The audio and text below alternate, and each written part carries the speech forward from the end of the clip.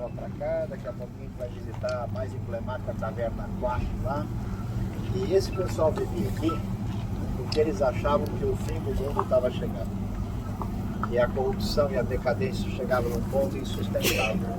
E eles então romperam com tudo, procuraram o deserto, esperando que a gente tivesse aí o chamado desfecho apocalíptico, em que de fato haveria aí a realidade de um domínio divino, e já que as coisas tinham se complicado.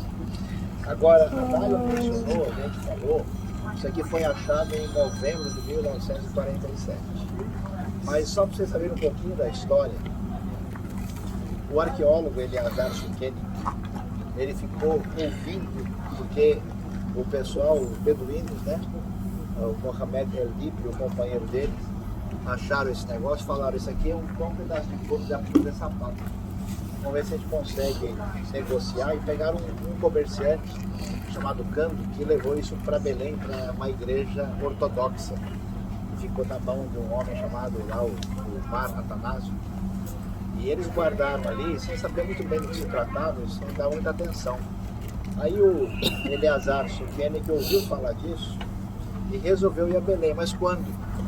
No dia que o pessoal estava votando se Israel deve ou não existir.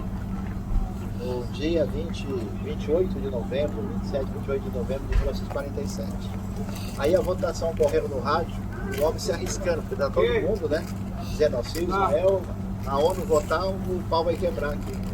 Ele vai a Belém, agora imagina o homem abrindo o olhar pela primeira vez, quando ele bateu o olho no manuscrito, falou, esse negócio aqui é um dos maiores tesouros que a gente já encontrou.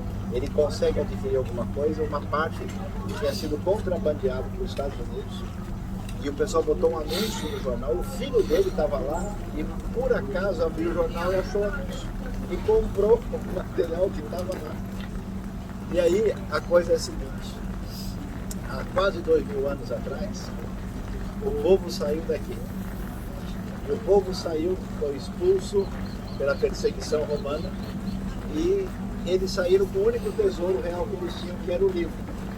E depois, quase 2000 anos depois, a gente vai ver, depois que o pessoal falou um monte de coisa, muitas teorias na Europa detonaram a Bíblia do começo ao fim, aí Deus parece que tem um senso de humor, né? Dizendo no Salmo 2, o Senhor se rirá e zombará deles. Aí Deus diz, dá uma olhadinha aí, pronto. Acharam manuscritos que estão quase 2000 anos guardados aqui, e ninguém nunca achou, com dezenas de impérios que entram e saem daqui e nunca foram encontrados. E acham os manuscritos. A coisa mais impressionante é que um dia a nação, o povo de volta, no outro dia o livro de volta. Mas isso é apenas uma mera coincidência, não tem nenhum significado especial. Deus seja louvado, Ele é o Senhor da história, Ele é o Senhor da palavra. O pastor Renato vai trazer uma mensagem sobre a palavra de Deus. Então, gente, quero fazer uma aplicação bem prática sobre isso tudo. Quando você vê os manuscritos sendo escritos cuidadosamente a fim de perpetuar as Sagradas Escrituras, nos leva a pensar a maneira com que a gente lida, por exemplo, uma palavra de Deus. As estatísticas no Brasil são terríveis. Por exemplo, 50,66% dos pastores nunca leram a Bíblia toda, quiçá os crentes. Se você tem 50,66% dos pastores que não valorizam as Escrituras, o que dizer então dos cristãos? Quando a gente vê a forma com que esses homens lidaram com as Escrituras, perpetuando-as através de manuscritos distintos e variados, isso deveria fazer com que a gente olhasse, de certa forma, para a nossa vida como cristão e pensar de que maneira a gente tem lidado com as Escrituras. Deixa eu me contar uma história breve e rápida para você que aconteceu com um amigo meu que foi missionário na China. Ele conta que no domingo, numa reunião caseira, escondida obviamente, por questões de perseguição, ele está participando do culto, assistindo o culto, quando o líder, possivelmente o pastor, chama ou pede que se manifeste duas pessoas ou duas famílias. Uma família chorava muito e a outra família estava feliz. E esse pastor amigo, ele não entendia muito bem o mandarim, e ele ficou pensando o que era aquilo. E ele talvez ele começou a pensar o seguinte: não, eu acho que esse irmão está pedindo com que aqueles que estão chorando que recebam oração em virtude da dor ou do sofrimento, da angústia que porventura estejam passando. Afinal de contas, chorar e muitos que choram. Mas ele percebeu também que havia outros que estavam alegres. Uma pessoa, percebendo que ele não estava entendendo muito bem o mandarim, começou a traduzir para ele o que era. Aquela comunidade tinha somente uma Bíblia. E cada família tinha direito a permanecer com a Bíblia por um determinado tempo, por um determinado período. E logo depois essa Bíblia tinha que ser devolvida, escondidamente, obviamente, para ser repassada para uma outra família. A família que estava chorando era uma família que tinha tido a oportunidade de ter as Escrituras.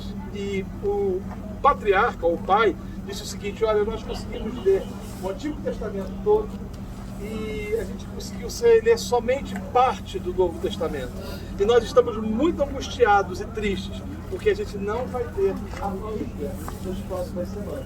A família que estava rindo, porque era a vez eles terem a Bíblia, e na próxima ocasião quem choraria era ele. A gente não valoriza. Na verdade, a gente não valoriza o tesouro que nós temos nas nossas mãos. As Escrituras, que foram perpetuadas de forma soberana por um Deus gracioso, que fez com que os manuscritos eles fossem guardados, contidos no decorrer dos séculos, para que eu e você tivéssemos acesso hoje às nossas Bíblias digitais.